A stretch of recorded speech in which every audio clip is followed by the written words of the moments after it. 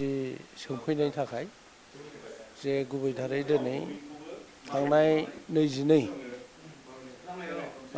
मार्चआव जे सायख'लायनानै आंनो आफादगिरि बिबान होदों। ओमफ्राय दिनै गोजाम आफादनिफ्राय आं गोदान आफाद हिसाबै बिनि बिबानखौ आजावगोन। दाबो मोनथ'वाखै, मोनगोनसो, सम जाथ'वाखै।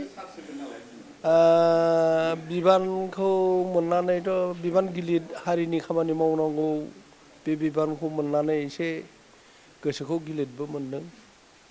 आरो बे बुब्लियाव मोजाङै खामानिफोरखौ मावफुंनो हालांगोन ना हालाङा, बे साननायनि गेजेरजों थेवबो मावलांगोन खामानिफोरखौ, बिबानखौ मावनो नाजागोन, बेबायदि गोसो फोरानाय दङ।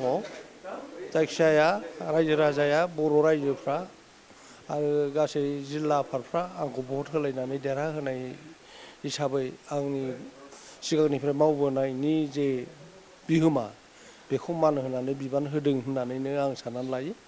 बेखायनो दिनैनि बिबान लागोन समाव जोंनि थुनलाइ सिबिसुला बर'फोर बिथांमोननो आंनि गाहाम हामलायनाय आरो गोजोननायखौ जासिहरग्रोबाय। गोजोन्थों।